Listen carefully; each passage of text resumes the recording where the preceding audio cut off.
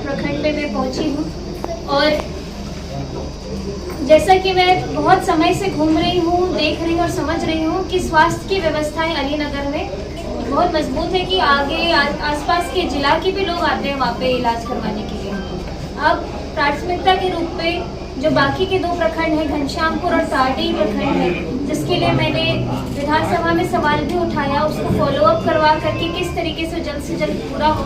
ताकि इस प्रखंड की जो आबादी है उसको कहीं और डिपेंड ना होना पड़े, आपके खुद के प्रखंड में ही आके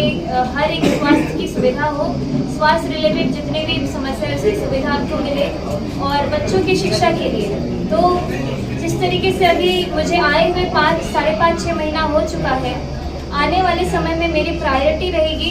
कि हम लोग स्वास्थ्य और शिक्षा को लेकर के आगे जल्द से जल्द बड़े कदम उठाएं। और मुझे बहुत खुशी है इस बात की कि हमारे माननीय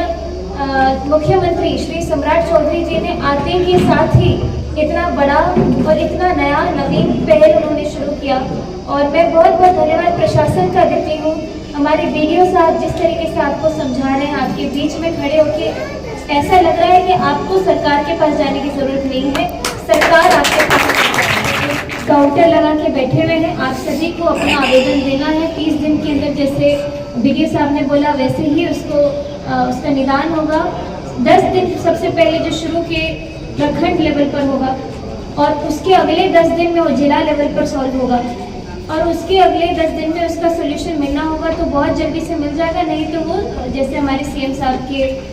नोटिफिकेशन में है कि हम वो खुद इस चीज़ को देखेंगे। तो मुझे बहुत खुशी हो रही है कि भारतीय जनता पार्टी के एक विधायक होने के नाते मुझे इतने नए चीज़ें अपने कार्यकाल में सीखने को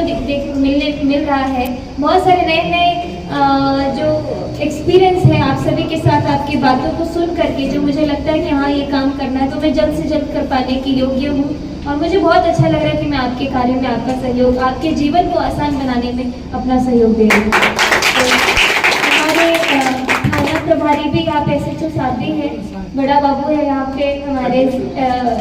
DDO साहब है, बाकी के और पदाधिकारियों से भी मैं जाऊँगी। आप सभी के साथ हम लोग वहीं पे बैठेंगे और बातचीत करेंगे और आगे जो भी होगा आपके साथ